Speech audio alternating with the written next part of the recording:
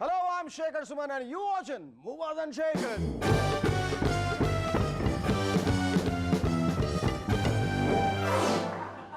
Oh my God. Hello and welcome. मैं हूँ भालू और आप देख रहे हैं भालू और शेखर। भालू, तुम यहाँ कैसे? पहचाना नहीं? मैं डिस्कवरी से आया हूँ। जैसे तुम यहाँ मूवर्स एंड शेकर्स पेश करते हो, वैसे मैं यहाँ भालू और बंदर पेश करता हूँ। सबसे बड़ा हिट प्रोग्राम है मेरा। अरे भालू मोशाय, तुम्हारा प्रोग्राम सबसे बड़ा हिट प्रोग्राम कैसे हो गया रे? सबसे बड़ा हिट प्रोग्राम तो हमारा है। ये बताओ, तुम्हारे पास लालू जी का जोक्स है का? मेरे पास भालू जी का जोक्स है। तुम्हारे पास राबड़ू जी है? मेरे पास लोमड़ी देवी है। मेरे पास हिलरी जी, बिल साहब और उनकी सहेलियों के किस्से भरे पड़े हैं। अब बोले बच्चों।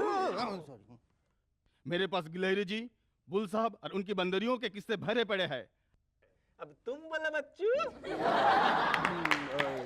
मेरे पास अमिताभ जी हैं। मेरे पास जिराफ जी है। अरे मेरे पास बैंड की शान है भाई। मेरे पास गधे की तान है भाई। एक चीज है जो हम सब के पास है, वो तेरे पास नहीं। क्या है? अबे मोती चूर के लड्डू, अर्थी के फूल, मूंगे लाल। हमारे पास कपड़े हैं तो बेशर्मों की तरह नंगा चला। भाग जा इससे पहले कि दर्शक तेरा जो कुछ भी तेरे बदन पे वो निकाल ले। चल बड़ा महान भालू बन रहा था, वो भी शेखर सुमन चालू के सामने। खैर, आज के हमारे मेहमान हैं मॉडल एक्टर राहुल भट्ट और पद्मश्री डॉक्टर श्रीमती एन राजम। लेकिन उससे पहले जोरदार भालू से, मेरा मतलब है तालियों से स्वागत कीजिए शुरू किया और उसके रब बैंड का।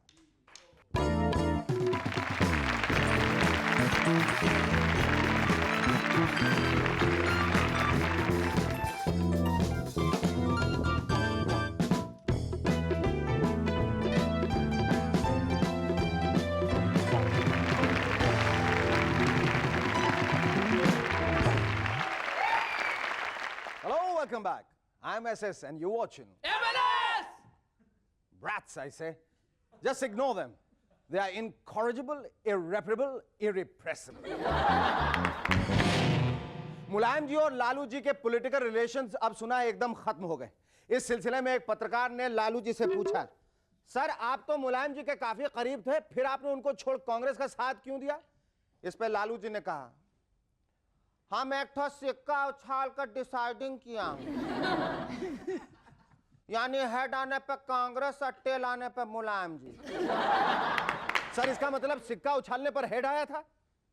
हाँ, और उसके लिए हमको 20 बार सिक्का उछालना पड़ा। पिछले दिनों दिल्ली में 3 ऐसे अपराधी पकड़े गए जिनकी जेरोक्स मशीन पर 500 के नकली नोट छप रहे थे। बताइए, हद है पुलिस वालों की। नकली नोट छाप रही थी जेरोक्स मशीन, उसे गिरफ्तार नहीं किया। जो बेचारे आसपास खड़े होकर नोट छपते हुए देख रहे थे उनको पकड़ लिया। ये भी कोई बात हुई? करे कोई और भरे कोई। एक खास बात और जो मेरे आज तक पल्ले नहीं पड़ी, वो ये कि लोग इतने सालों से आखिर नकली नोट ही क्यों छापते चले आ रहे? असली नोट छापना कब सीखेंगे?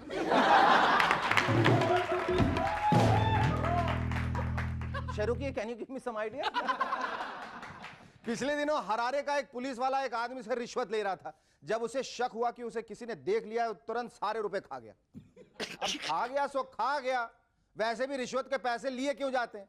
खाने के लिए ना, तो खा लिया। पिछले दिनों बहुत सारी विपक्षी पार्टियों ने सरकार पे बहुत सारा प्रेशर डाला कि वो तुरंत पार्लियामेंट सेशन बुलाएं।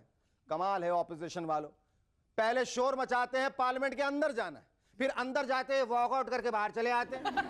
अरे भैया, वो पार्लियामेंट है, कोई जेल नहीं जो अंदर जाते हैं बाहर आने की इच्छा होने लगती है।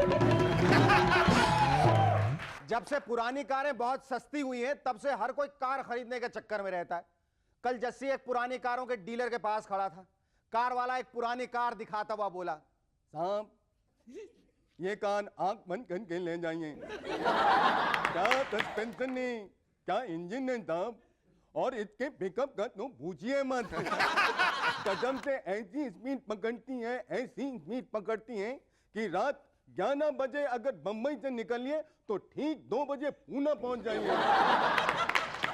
जस्सी बड़ी देर तक सोचता रहा, फिर बोला यार तेरी सारी बातें तो ठीक है, गल ठीक है, लेकिन एक बात मेरी समझ में नहीं आई यार, मैं रात के 2 बजे पूना जाके करूंगा क्या? पिछले दिनों गोरखपुर के एक नर्सिंग होम से रमेश पांडे नाम का एक पागल भाग गया। उस पागल की एक खास बात यह है कि वो अपने आप को शाहरुख खान समझता है। जब 2 दिनों बाद रमेश पांडे पकड़ा गया तो डॉक्टर ने पूछा, ठीक ठीक बताओ रमेश पांडे, आखिर तुम्हें प्रॉब्लम क्या है? इस पर वो बोला, मैं तो शाहरुख खान हूं, भला मेरे जैसे सुपरस्टार को कैसी प्रॉब्लम? हाँ, प्रॉब्लम तो सिर्फ मेरी बीवी गौरी को है। भाई उनकी क्या समस्या है? वो अपने आप को मिसेस रमेश पांडे समझती है। एक नई रिसर्च के अनुसार you should never ever underestimate your wife, पर यह बात शायद लालू जी ने नहीं सुनी। पिछले दिनों जब राबड़ी जी ने लालू जी से कहा, आप इतनी बार दिल्ली जाकर सोनिया जी से मिलते हैं, इस बार हमको भी उनसे मिलवा लाइए ना। तो लालू जी बोले, हट, तुम क्या करोगे उनसे मिलकर? वो बहुत नॉलेज वाली है भाई, कोई भी सवाल पूछ लगे तो क्या जवाब दोगी? टाटा फिस हो जाएगी तुम्हारी। इस पर वो गुस्से से बोले, हम 1 साल से मुख्यमंत्री हूं, हमको बहुत सारा नॉलेजवा हो गया भाई। अच्छा तो ठीक है, बताओ वो क्या चीज है जिसकी 5 उंगलियां होती हैं और वो चमड़े का बना होता है? काफी देर तक सोचने के बाद राबड़ी जी बोली, पता नहीं। अरे इतना भी नहीं समझती, उसे एक दस्ताना कहते हैं, दस्ताना। अच्छा ये बताओ वो क्या चीज है जिसकी 10 उंगलियां होती हैं और वो चमड़े का बना होता है? पता नहीं, आप ही बताइए। अरे भाई 2 दस्ताने, वेरी सिंपल। अच्छा एक आखिरी सवाल, ये बताओ अमेरिका के राष्ट्रपतिया का क्या नाम है? 3 दस्ताने। The moral of the story is that you should never ever treat your wife with kid gloves. Our first guest on M&S tonight is Graviara, Mr. Photogenic, 1998. A familiar face in a lot of advertisements, he is now charming the audience with his role in the immensely popular series Hina. Ladies and gentlemen, please welcome Rahul Bhatt.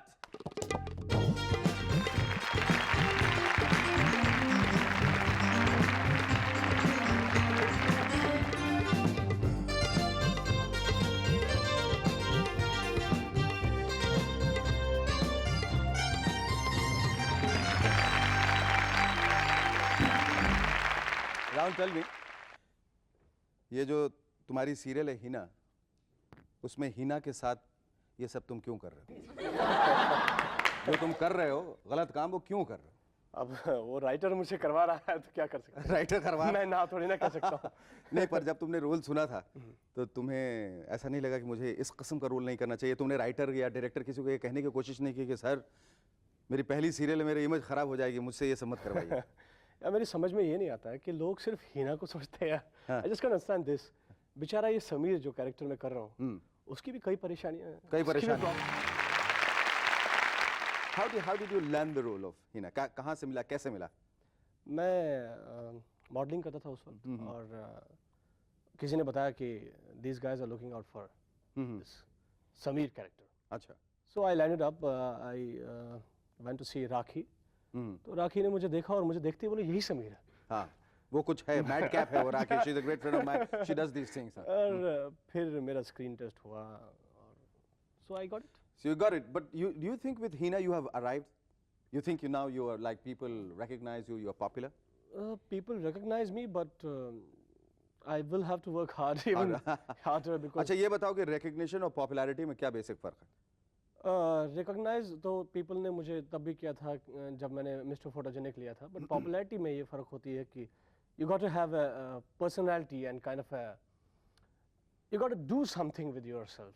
I believe in school you did a lot of theatre, very good with impersonations, बहुत अच्छे mimic थे. We're going to take a short break, after which you just decide who are the people you're going to impersonate after that. Stay with us, we'll be back in a moment to chat some more with Rahul Bhatt.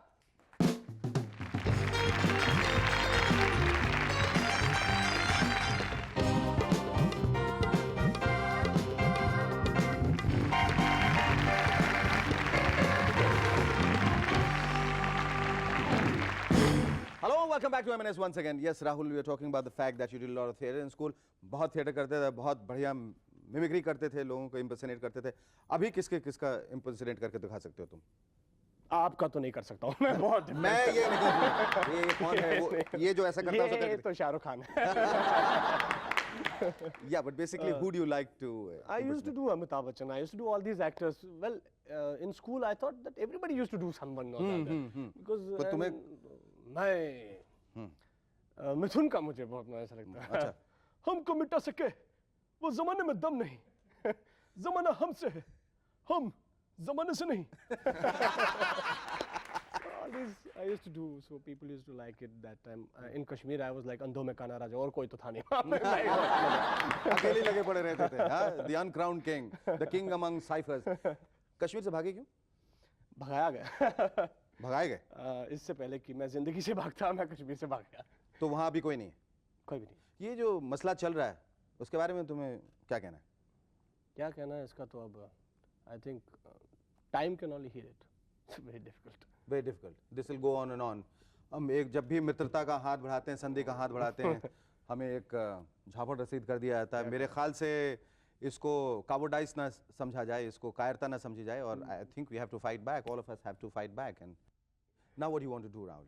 Do you have any ambition of joining films? I had come here for joining films, but क्या करें अब? अभी नहीं हो television से गुजारा करना पड़ रहा है, छोटे छोटे वीडियोस करने पड़ते हैं. अब इंतजार है उस मौके का जब वो कोई राह दिखाएगा, इंतजार तो कोई कर यश रहा चोपड़ा जी आएंगे, सुभाष घई जी आएंगे, हाथ पकड़े कहेंगे, अरे तुम इतने दिनों से हो बम्बई में, हमें बताया यही नहीं. है. पागल नहीं, तुम्हें लेके इतनी सारी फिल्में बताता. मैंने सोचा ऐसे तो नहीं आएगा, शायद टेलीविजन देख के आए. हाँ, ये भी है, ये भी है. What are the other things which you enjoy doing when you're not acting? What do you do? I read books. I love reading. I'm not a serious reader, but I love to read. I love to watch movies. But do you watch a lot of television? Do you watch a lot of films? Yeah, I watch a lot of films. Huh? I know. So here's wishing you all the best, and here's wishing for a great career. Okay, thank you so much. It was lovely talking to you.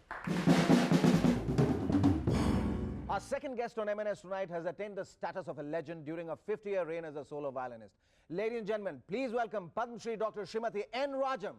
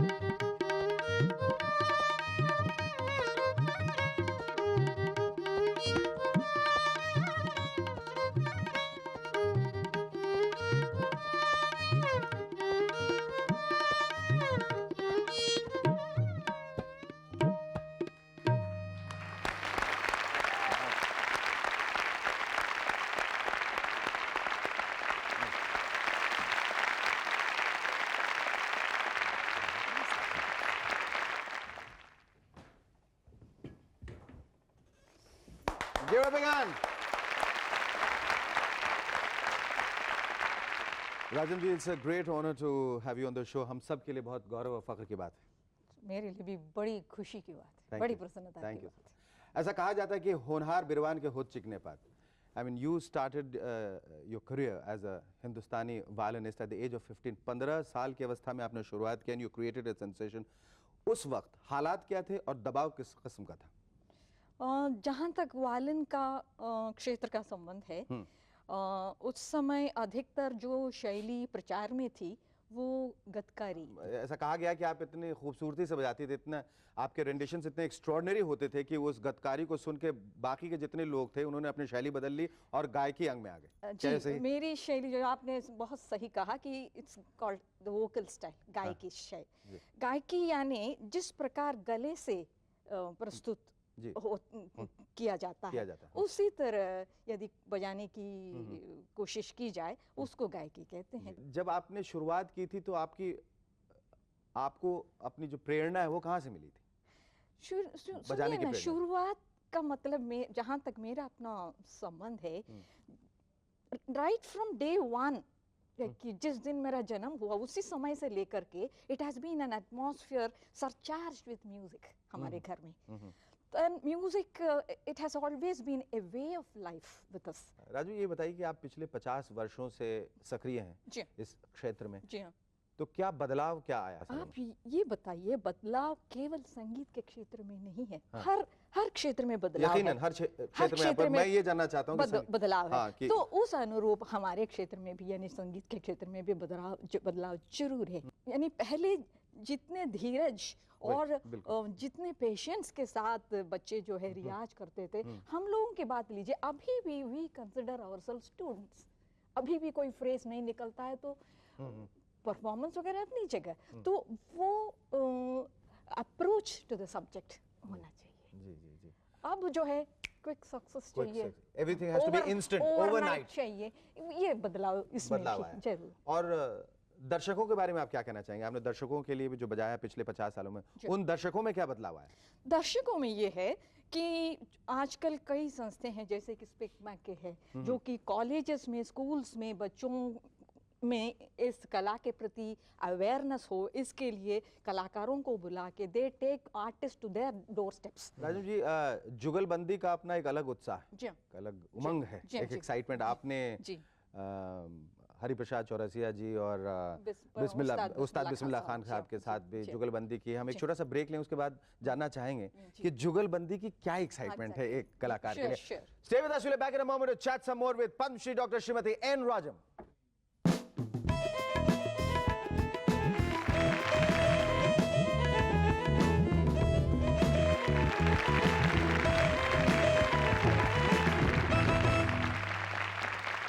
Hello, welcome back to MNS once again. Rajam ji, हम बात कर रहे थे जुगलबंदी की। सबसे पहले और सबसे पहली दफा आपने जुगलबंदी किसके साथ की थी और वो एक्साइटमेंट क्या था? जी बिल्कुल, जुगलबंदी जो है उस्ताद बिस्मिल्लाह खान साहब के साथ मेरे कई हुए हैं। खान साहब खुद कहते हैं कि जुगलबंदी मतलब दोनों आर्टिस्ट मिलकर के एक फ्लावर का बोके बनाते हैं ना, उसके बराबर है। आप एक फूल रखिए और दूसरे कलाकार दूसरा फूल रखे, इस तरह एक के बाद करते हैं, अंत में एक सुंदर सा गुलदस्ता। ऐसा नहीं कि आपने एक फूल लगाया और दूसरे ने वो फूल निकाल के फेंक दिया और अपना बड़ा सा फूल डाल दिया। That should not be the approach. अच्छा, दूसरी बात ये कि जो भी हमारे कलाकार होते हैं, वोकलिस्ट या इंस्ट्रूमेंटलिस्ट, जब तक बाहर से कोई तमगा नहीं मिलता उनका रुतबा नहीं बढ़ता है। ऐसा अक्सर आउट ऑफ इंडिया जाएंगे बाहर से, कभी अमेरिका से कुछ लेके आएंगे अवार्ड, कभी जिनीवा से लेके आएंगे, कभी स्विट्जरलैंड से, कहीं से मतलब इधर उधर से लेके आएंगे, तो हिंदुस्तानियों को लगेगा अरे ये हमारे बीच में थे, हमें नहीं पता था, अरे वाकई बहुत अच्छे, बगैर सुने तब कह देंगे। ऐसी मेंटालिटी क्यों है? आप बताइए, ऐसा होना चाहिए क्या? बिल्कुल नहीं होना चाहिए। So do you have any special message and special advice to all the youngsters who want to take up to? मैं यही कहना चाहूंगी कि ये साधना है, इसमें जो है पाने के लिए काफी कुछ रियाज करना पड़ता है, तो इसीलिए जल्द क्विक सक्सेस की ओर न देखें। Thank you so much, Rajam ji. It was lovely talking.